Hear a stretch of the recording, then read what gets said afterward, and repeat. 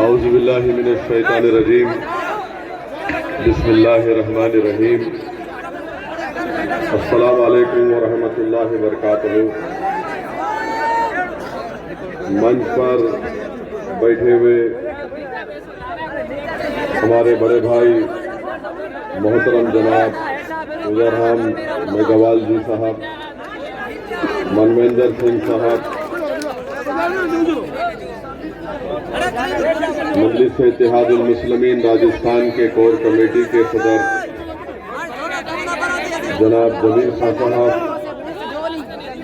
बारमेर के जो हमारे मजलिस के इंचार्ज हैं एडवोकेट जावेद अली खान साहब, कोर कमेटी के दीगर मेंबर एडवोकेट काशिफ जुबैरी साहब, इमरान नवाब साहब और हाजी मौलाना ताज मोहम्मद साहब, मौलाना कमाल साहब, फजल खान साहब, अलाउद्दीन चौताला साहब, मौलाना सिकंदर साहब, रफीक हाडा साहब, केडी हाडा साहब और आज के इस जलसे को कामयाब बनाने के लिए जो कोई भी इसमें मेहनत किया, मैं आप तमाम का शुक्रिया अदा करता हूं और ख़ास तौर से अवाम का जो आज इतनी तकालीफ उठाकर आपने दूर दूर का सफ़र करके आज के इस जलसे में जनसभा में आपने शिरकत की, मैं आप तमाम का शुक्रिया अदा करता हूं कि आपने तकालीफ उठाकर आज यहाँ पर आए और मुझे यकीन है इतनी बड़ी तादाद में आपका यहाँ पर आना यकीनन मजलिस के जिम्मेदारों के हौसलों को बुलंदी करता है और हमको इस बात का एहसास दिलाता है कि हम पर भी एक बहुत बड़ी जिम्मेदारी है कि अवाम ने हम पर एतमाद और भरोसा किया है और हमको इंशाअल्लाह ताला आपके एतमाद और भरोसे पर और मेहनत करके हमको आगे बढ़ना है।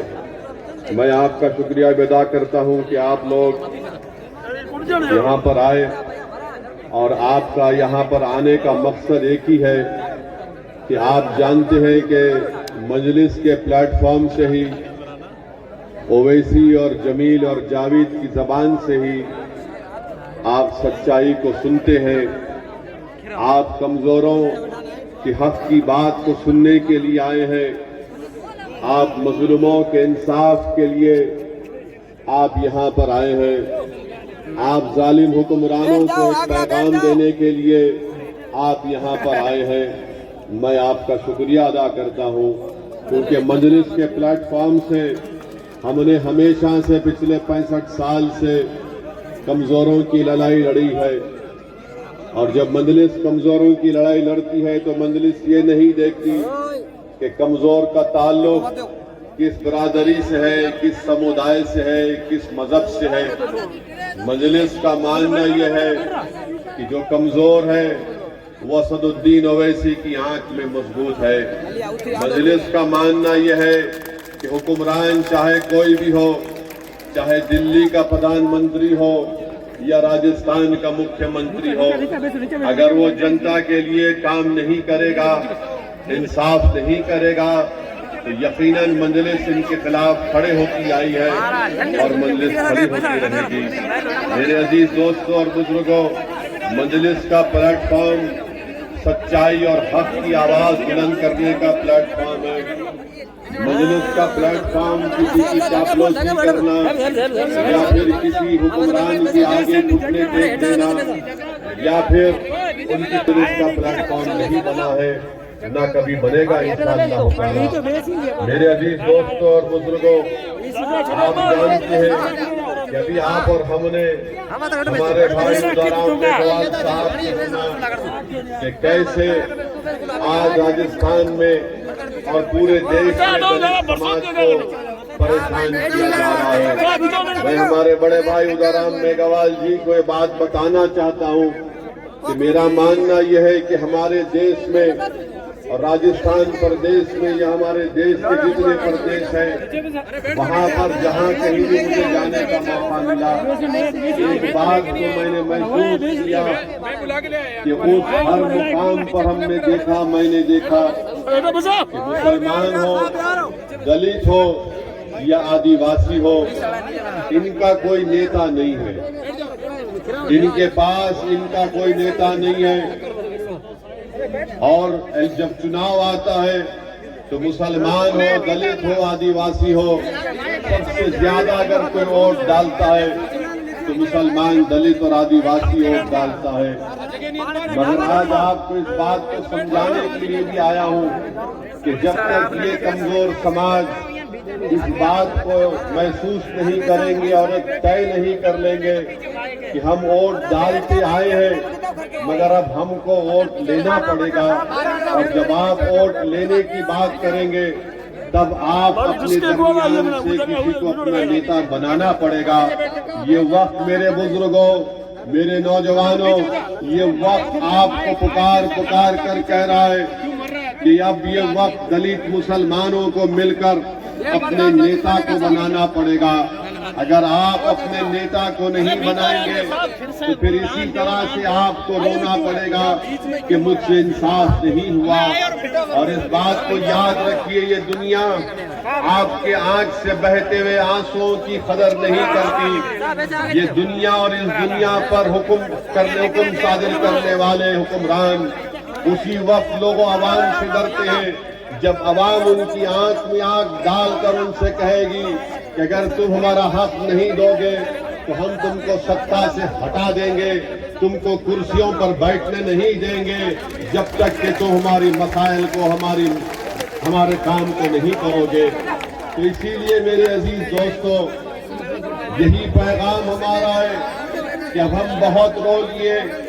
50-60 साल आपने कांग्रेस को कभी वोट दिया तो कभी भाजपा को दिया, आपने बीजेपी को दिया, फिर आपकी आंख में आंसू जारी रहते हैं, आपको तकलीफ होती रहती है। बताइए मेरे अजीज दोस्तों, आप सिर्फ चुनाव में वोट डालेंगे और फिर 5 साल तक हम रोते रहेंगे क्या? मैं आपसे बताने आया हूं कि जिन पार्टी के लीडर्स ने, जिन पार्टियों ने हमको रुलाया है, आज असदुद्दीन ओवैसी आपसे कह रहा है कि आप मुत्तहिद हो जाओ, अपने नेता को बनाओ, एक हो जाओ। तो आप देखेंगे कि जिन्होंने हमारे ख्वाबों को चकनाचूर किया, जिन्होंने सत्ता में बैठकर हम पर जुल्म बरसाया, जिन्होंने सत्ता में बैठकर हमारे खून की होली खेली, जिन्होंने दलितों को, मुसलमानों को और कमजोरों को, चाहे वो कमजोर हमारा हिंदू भाई क्यों ना हो, उनका नहीं किया। तो याद रखिए, जब तक कमजोर से इंसाफ नहीं होगा उस वक्त तक अमन कायम नहीं हो सकता। जब तक कमजोरों को उनका हक नहीं मिलेगा उस वक्त तक कोई सत्ता में खामोशी से नहीं बैठ सकेगा। आज वक्त है मेरे अजीज दोस्तों और बुजुर्गों कि हमको एक होकर मजलिस को मजबूत करिए। हमारे भाई उदाराम मेघवाल ने अपने भाषण में जितेंद्र मेघवाल का जिक्र किया कि सिर्फ मूछ रखने पर और किसी एक मटके से पानी पीने पर उसकी हत्या कर दी गई। अरे ये आजादी का अमृत उत्सव हम मना रहे। भारत को आजाद होकर 75 साल हो चुके हैं और जिस भारत को संविधान से बनाया अपने पसीना देकर, जिसने रातों में जाग संविधान बनाया, आज उसी संविधान बनाने वाले बाबा साहेब अम्बेडकर के उन्हीं के मानने वालों को आप पानी के मटके को हाथ लगाने पर उनकी जान ले ली जाती है राजस्थान में। बताओ ये कौन सा आजादी का अमृत उत्सव हम मना रहे हैं? अरे बाबा साहेब अम्बेडकर का नाम लेते हुए थकते नहीं कांग्रेस और बीजेपी वाले, मगर ये जितेंद्र मेघवाल को जब मार मार कर उसकी जान ले ली गई तो कहां गई तुम्हारी जबानें, कहां गई तुम्हारे मोहब्बत के अल्फाज संविधान बनाने वाले के लिए? मेरे अजीज दोस्तों और बुजुर्गों, ये हत्या ये बता रही है अगर आज जितेंद्र मेघवाल जिंदा होता तो वो पुकार पुकार कर कहता कि हाँ हम पढ़ लिख तो लिए, हमने रिजर्वेशन तो हासिल कर लिया, मगर हमारा कोई नेता नहीं था जो मुझे मेरी जान लेने वालों से मुझे अपने आप को बचा लेता। इसीलिए मैं आपसे अपील कर रहा हूं कि आप अपने नेता को बनाइए। हम हमारे भाई उदाराम मेघवाल साहब से भी अपील करेंगे कि आप भी हमारा साथ दीजिए। आप जहां पर खड़े होंगे हम आपके साथ खड़े होने को तैयार हैं। मेरा मानना यह है कि याद रखिए, जब तक कमजोर नहीं मिलेंगे उस वक्त तक जुल्म खत्म नहीं होता है। जब तक कमजोर एक जगह पर हाथ में हाथ और दिल को नहीं मिलाएंगे उस वक्त तक जालिम अपना जुल्म खत्म नहीं करता। जब कमजोर मिल जाएंगे तो जालिम का महल चूकनाचूर होकर रह जाएगा। जब कमजोर मिल जाएंगे तो जालिम इक़्तिदार पर नहीं रहेगा बल्कि कमजोर सत्ता में आएंगे। ये वक्त का तकाजा ये है कि हम मिलकर अपनी कोशिशों को जारी और सारी रखें। मैंने कल रात में भी कहा था और आज भी कह रहा हूं, दलितों को, मुसलमानों को, हमारे गुज्जर भाइयों से सबक हासिल करना पड़ेगा, जाटों से सबक हासिल करना पड़ेगा, राजपूतों से सबक हासिल करना पड़ेगा। जब राजपूत अपनी नेता को बनाते हैं, कोई उनका नेता भाजपा में होता है, कोई कांग्रेस में होता है, तो किसी को तकलीफ नहीं होती है। जब जाटों का नेता कांग्रेस में होता है और बीजेपी में होता है तो किसी को तकलीफ नहीं होती है।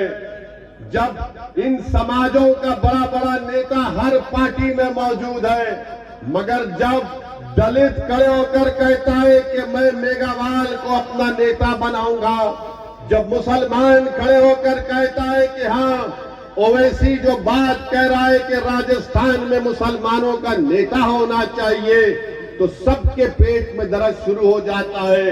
अरे जब गुज्जर का नेता हो सकता है, राजपूत का नेता हो सकता है, जाट का नेता हो सकता है, अरे हर बरादरी का नेता हो सकता है, तो क्यों नहीं राजस्थान के दलित और मुसलमान अपना नेता बनाते हैं? बनाओ अपने नेता को। क्या आप अपने नेता को बनाएंगे? क्या आप अपने नेता को बनाएंगे? ये नेता आपके दरमियान से उठेगा, कोई आसमान से आने वाला नहीं है। आप कोई जमीन के नीचे से निकल कर नहीं आएगा, वो तुम्हारे दरमियान से उठेगा। उसको तुमको अपना नेता बनाना पड़ेगा। और अगर तुम नेता बनाओगे तो याद रखो, जितेंद्र मेघवाल की जिस तरह हत्या की गई, कोई माइका लाल, कोई जालिम दोबारा कोई जितेंद्र मेघवाल को मारना तो छोड़ो, उसको हाथ लगाने से पहले सोचेगा। अगर राजस्थान के मुसलमान अपना नेता बनाएंगे,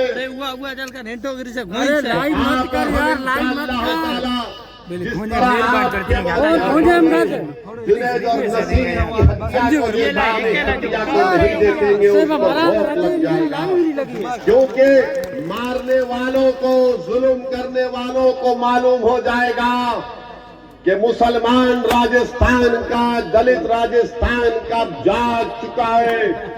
वो अब तुम्हारे जुल्म को सहने वाला नहीं है, वो कि तुम्हारी बात से डरने वाला नहीं है, वो तुम्हारे झूठे वादों पर एतमाद नहीं करेगा, बल्कि वो अपने मुकद्दर के फैसले करेगा। जो लोग दलित और मुसलमानों का इस्तेसाल और एक्सप्लॉयटेशन करते हैं, वो क्या चाहते हैं कि हम इनके गुलाम बनकर रहे, हम इनके ताबे रहे, और वो ये चाहते हैं कि हमारे मुकद्दर के फैसले वो करेंगे।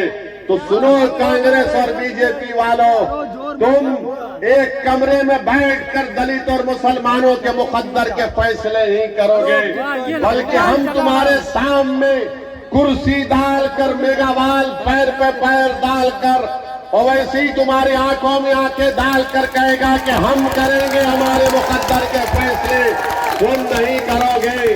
हम जो बोलेंगे हमारे समाज के बारे में, जो हम बेहतर जानते तुमको करना पड़ेगा। तो मेरे अजीज दोस्तों और बुजुर्गों, इस बात को आपको महसूस करना है। मैं हमारे भाई ने कहा कि जितेंद्र मेघवाल को गहलोत सरकार ने सिर्फ 8 लाख रुपए दिए। वो पुलिस वाले भाई भाई साहब रुक जाइए, छोड़ दीजिए, हमारी मोहब्बत में आए।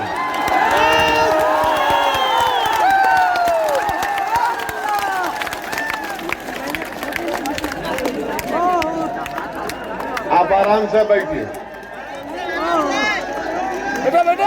मोदी जी की रैली में, अशोक गहलोत की रैली में इतना खरीद तो आ भी नहीं सकता।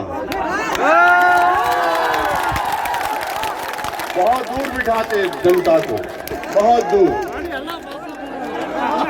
आप इतना करीब आ गए, मुझे यकीन है कि हमारे अल्लाह हमारे दिलों को मिला देगा इंशाअल्लाह। हमारे पुलिस के भाई बिल्कुल फिक्र मत करिए, कुछ नहीं होगा, मुझे आराम से।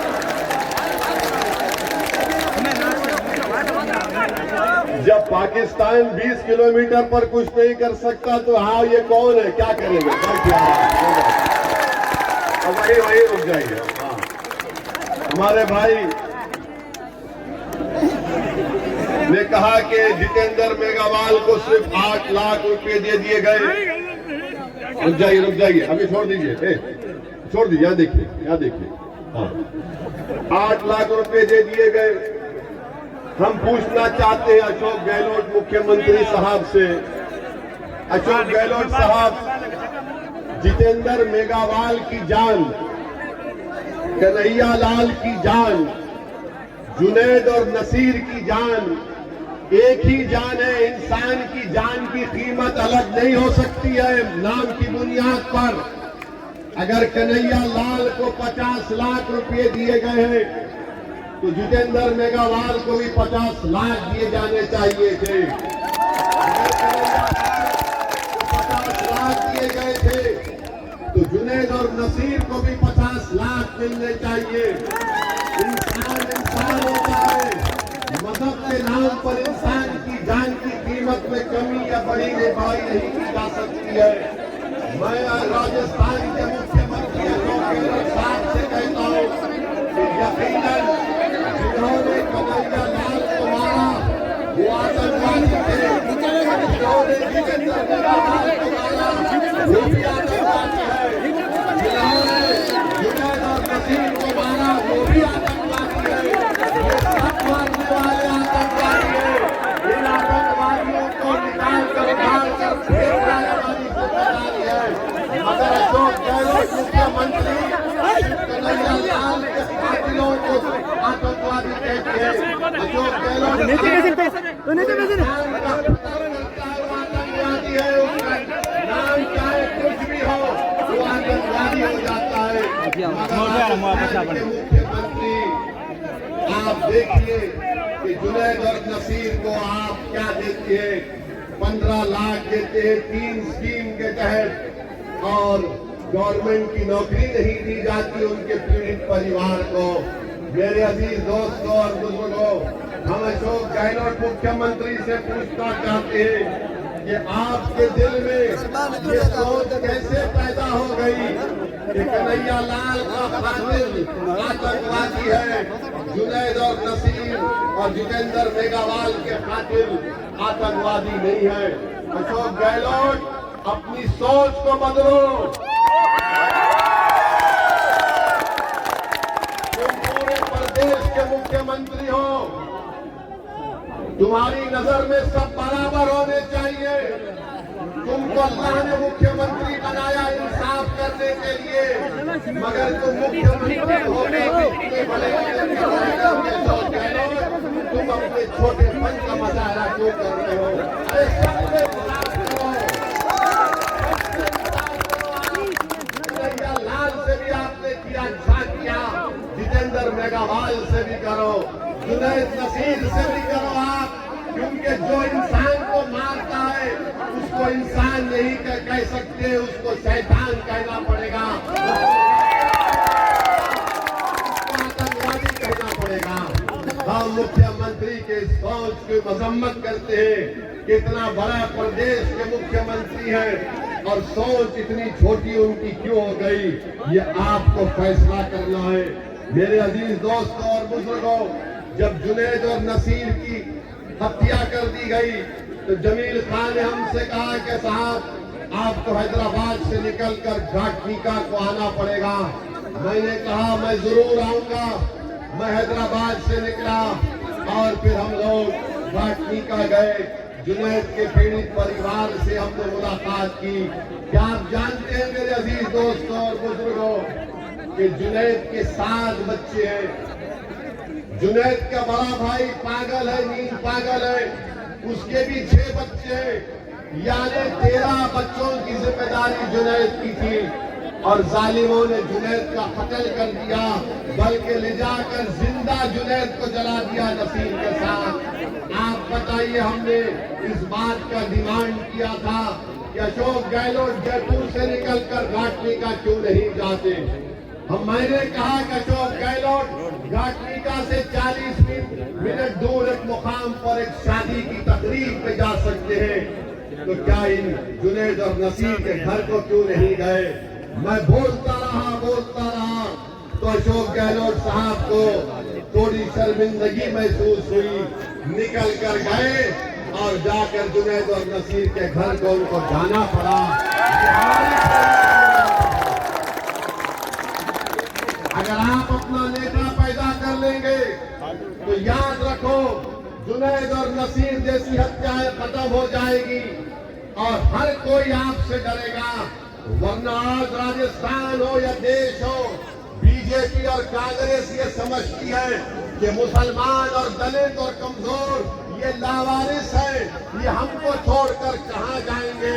अरे मैं आप तमाम से कह रहा हूं, हम लावारिस नहीं है, हम किसी के मोहताज नहीं है। अगर हम मोहताज हैं तो रब्बे करीम के मोहताज हैं, हम इंसानों के मोहताज न थे न कभी रहेंगे, खुदा ना खास्ता। अल्लाह हमारे लिए काफी है।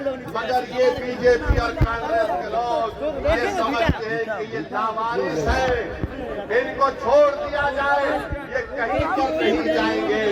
अरे अब तुम जान जाओ कांग्रेस और बीजेपी वालों, अब राजस्थान की राजनीति में एक विकल्प पैदा हो चुका है, उसका नाम मजलिस इत्तेहादुल मुस्लिमीन है।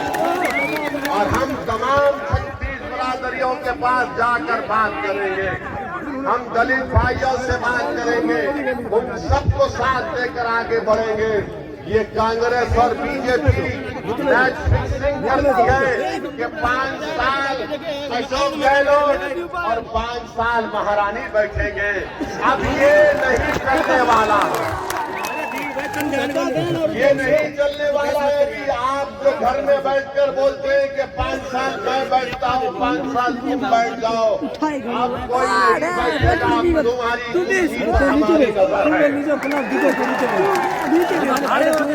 हमारी कुर्सी पर हम बैठेंगे, तुमको नहीं बैठने देंगे हमारी कुर्सी पर।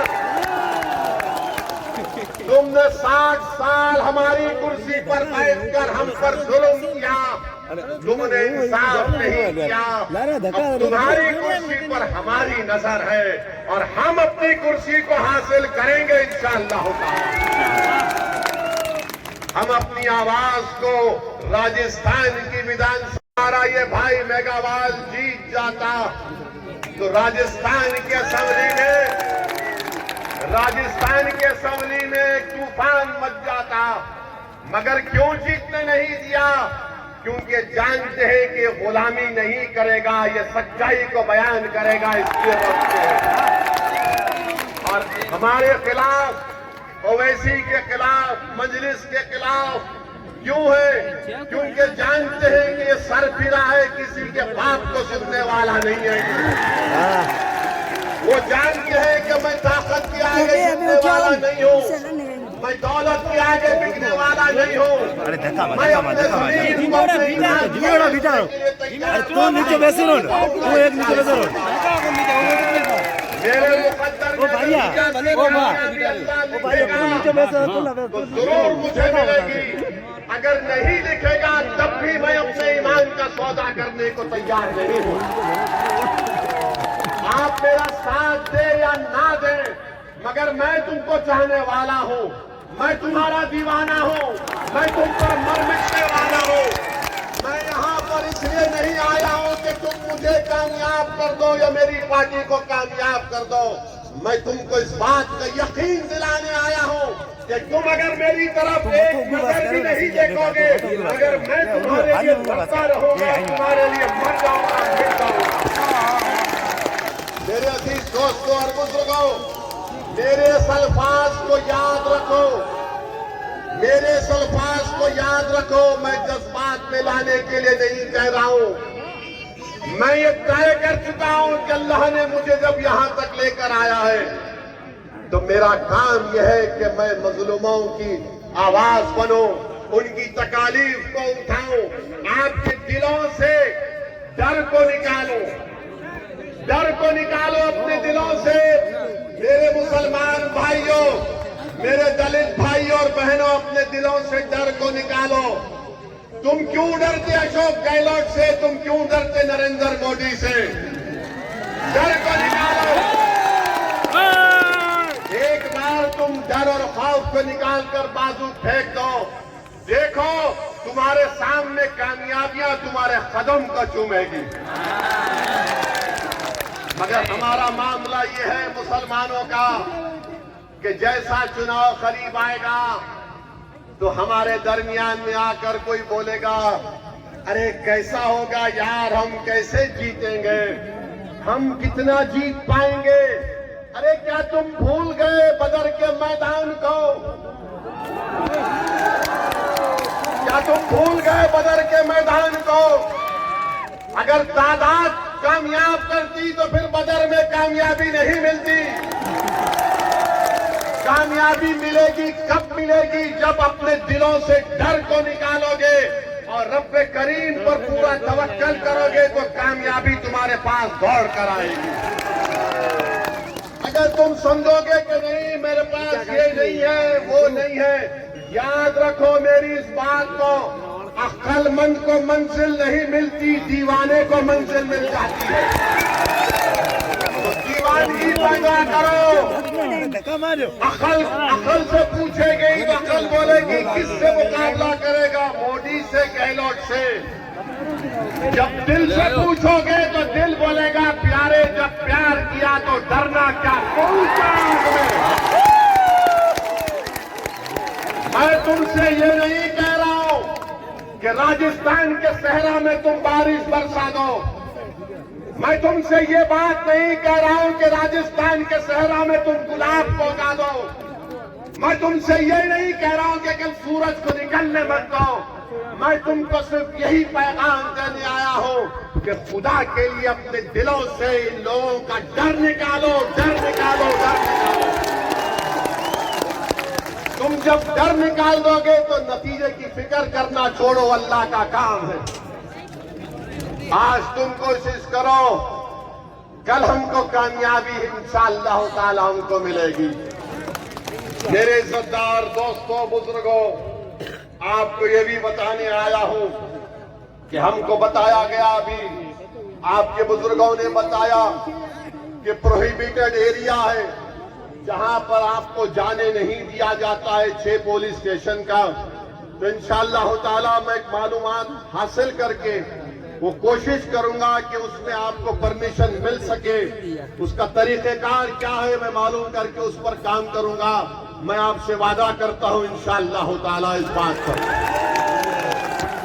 दूसरा हमसे कहा गया कि यहां पर बकरे जाते हैं और फिर बकरों का रेट नहीं मिलता, 6-6 हजार रुपये कम मिलता है।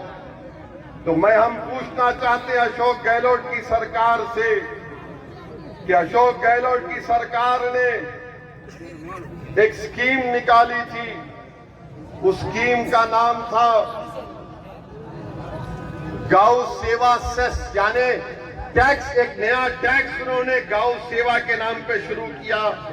2019 और 22 में अशोक गहलोत सरकार को 3 साल में 2170 करोड़ रुपए मिले। इस टैक्स में 2170 करोड़ रुपए मिले।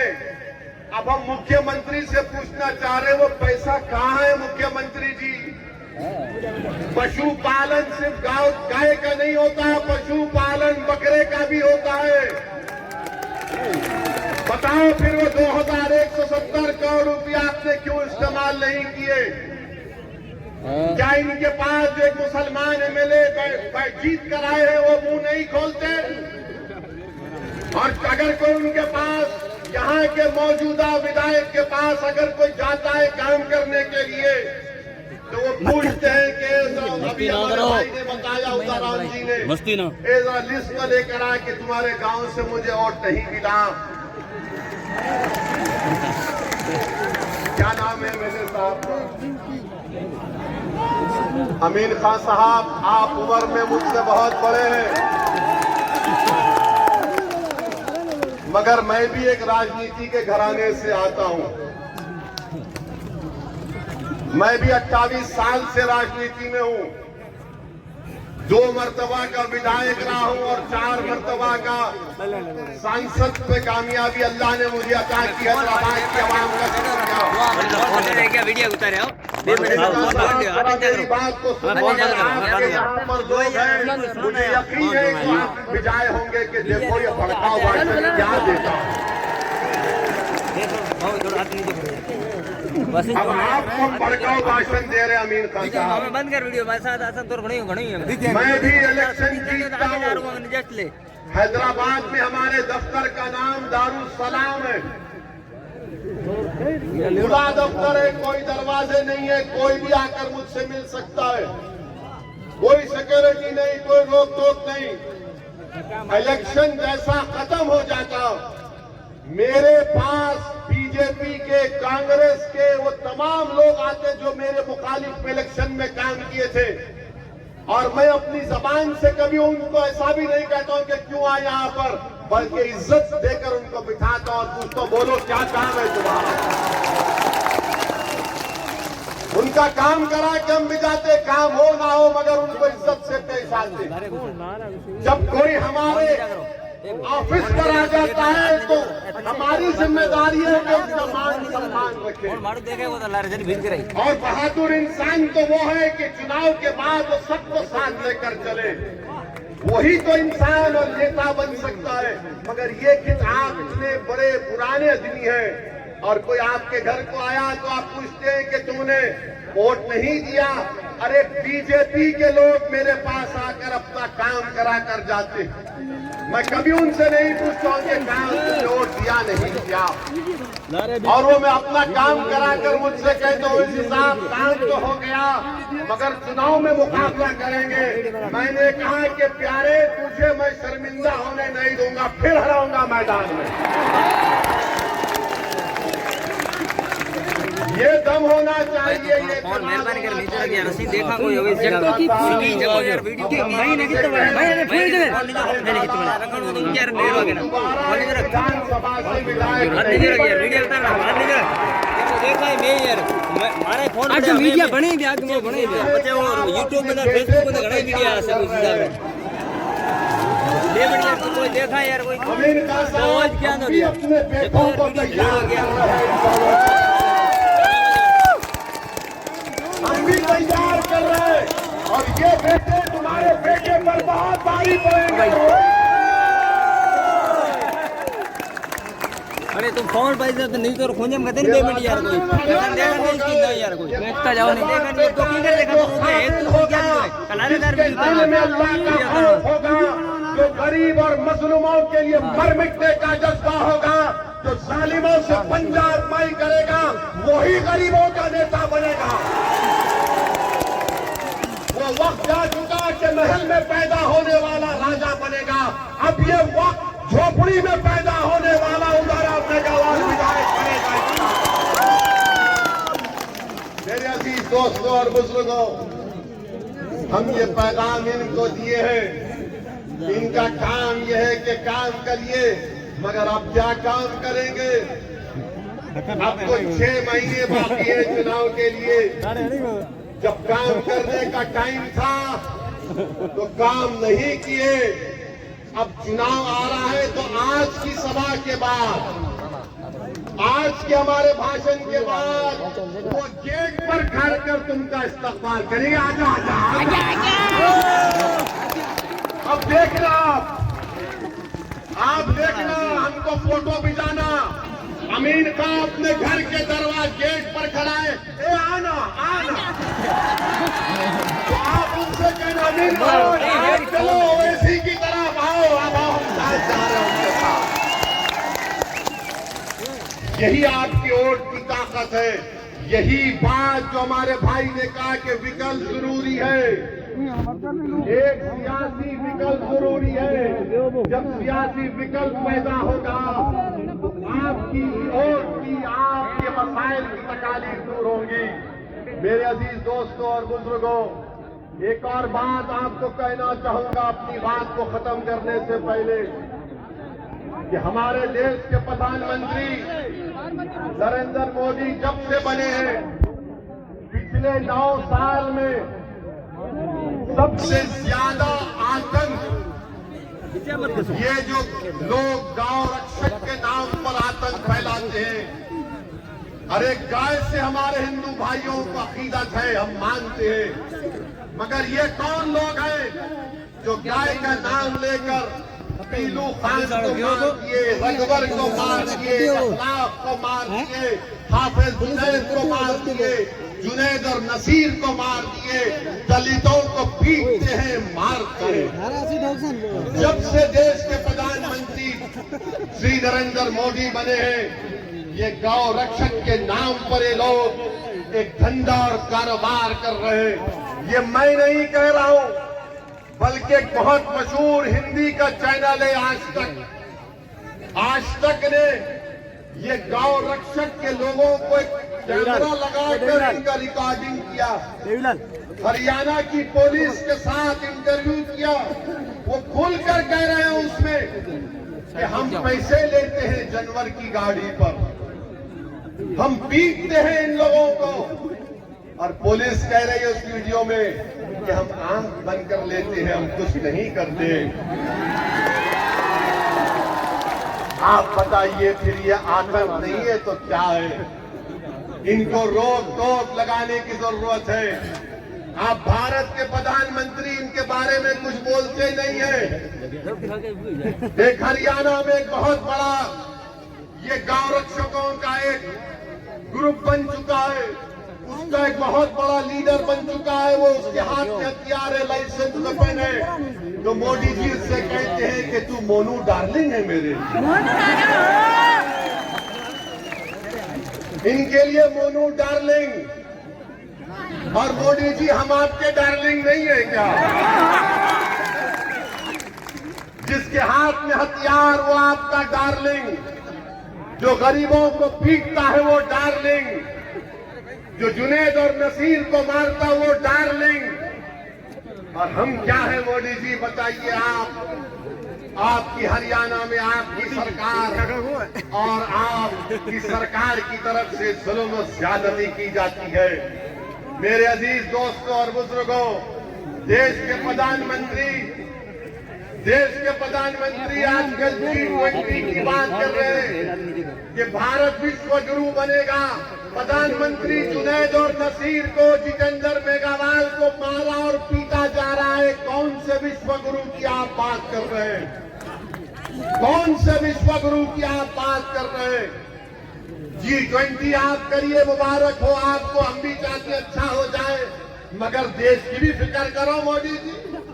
क्रिकेट स्टेडियम में मोदी जी चले गए, स्टेडियम उनके नाम से है, स्टेडियम उनके नाम से है, और मोदी जी जाकर लोगों को, क्या बात है यार, क्या बात है। अब देश के प्रधानमंत्री बोल रहे हैं कि पसमानदा मुसलमानों पे काम करो। देश के प्रधानमंत्री, फिर आपने मिरासियों को रिजर्वेशन क्यों नहीं देते? मेवातियों को रिजर्वेशन क्यों नहीं देते?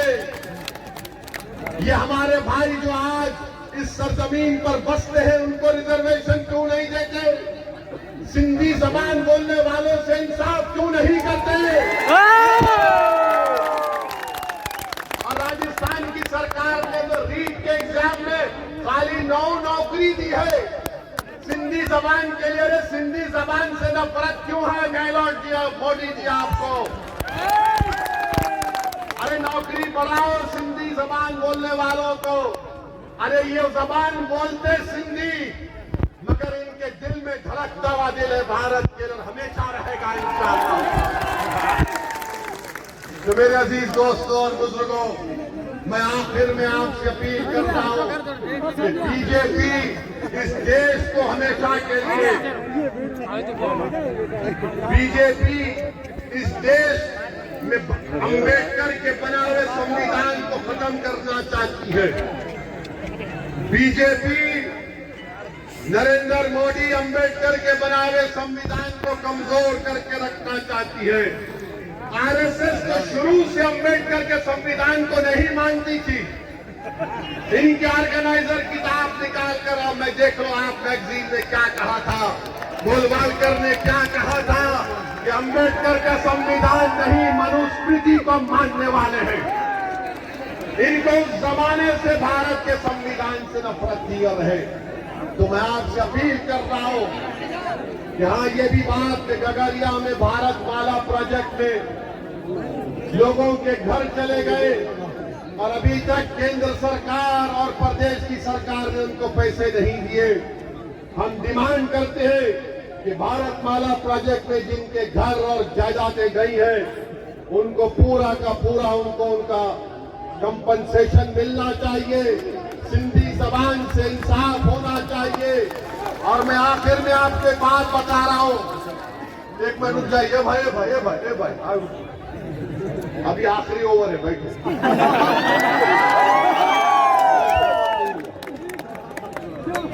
आप हमारी बात को लिख कर रख लीजिए।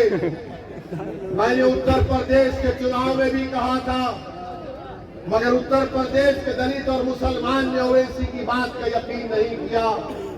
मैंने कहा था कि समाजवादी बीजेपी को नहीं हरा पाएगी, मगर मुसलमानों ने तय किया कि नहीं हम वोट देंगे।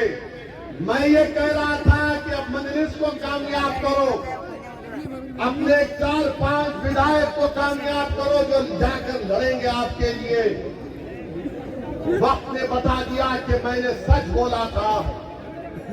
गुजरात में मैंने कहा था कि बीजेपी को ये कांग्रेस नहीं रोक पाएगी, आप मजलिस के विधायक को कामयाब करो।